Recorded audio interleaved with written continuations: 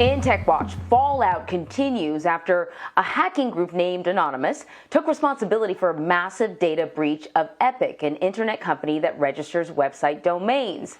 The group obtained and then leaked data on Epik's business and customers with a mission to expose prominent far-right users and other controversial platforms.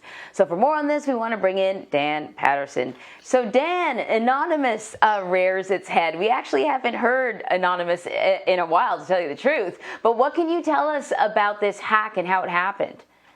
Yeah, that's right, Anne-Marie. Look, you're making my jokes for me. On September 12th or the 13th, the hacking collective Anonymous, that group Anonymous, they have reformed, or many of their members have reformed, with kind of a political agenda. They hacked into the website and web host Epik, using a database exploit, which gave them access to at least 180 gigabytes worth of data that they sent the Washington Post, us, and a few other organizations.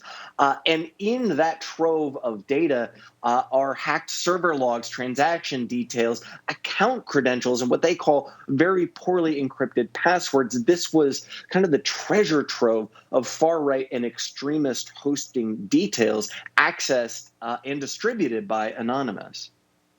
So that was indeed the biggest revelation to come out of this, out of the breach, that it shed some light on the activity among alleged far-right users. What did we learn? So we actually learned quite a bit, and I think we might learn more over the coming weeks and months. Because they hosted almost exclusively far right, and I'm not saying Republican, I'm not saying liberal or even centrist, I'm saying far right extremist sites. These are like the neo-Nazi site, the Daily Stormer, Gab, and other sites. Look, these 180 gigabytes worth of data coming from these sites really helped create kind of a network of people who had purchased or used pseudonyms or were kind of hiding in plain sight, but using this mask of a server to hide their activities. So let me list you a few of these domains: InfoWars, One American News, AR15.com, the Proud Boys, the Oath Keepers, Patriots.win, BitChute, 8chan, Gab, Parler, and others. This is a network of not just websites, but the administrators of these websites.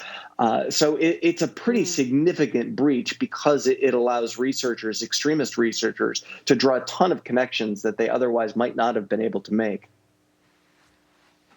So how many people were impacted by the breach, and have we seen any repercussions? I know, in general, we have seen stories where just regular people kind of dox other people who show up in viral videos, and then they end up losing their jobs because of stuff they had said or stuff they had posted. Any repercussions in this case? Yeah, we might see similar types of repercussions. Again, Anne-Marie, because Epik kind of allowed people to use pseudonyms or hide behind a server, we might see real names come forward of people who were extremists or friendly with extremists or helped fund extremists. In this case, Epik isn't a massive site in terms of scale. About 110,000 people were impacted directly by this breach. But I think that indirectly we could see the fallout from this kind of reverberate for quite some time. And in terms of Epik, what's Epik saying about the breach? Have they responded at all? Boy, Anne-Marie, Epik's response was pretty interesting. It's a story in itself. First, they didn't respond. Then they denied the hack happened. Then they got on a live stream and attempted to raise funds. In their live stream were a number of trolls, including Andrew Auenheimer, who goes by the name Weave. He's kind of a hacker troll who is very friendly with and has helped funnel money to and extracted money from cryptocurrencies from the Daily Stormer and other websites, neo-Nazi websites. They are responding in a way that even the InfoSec, the cybersecurity community, are kind of baffled. Instead of having a pretty technical or IT-focused response, it has been kind of all over the map.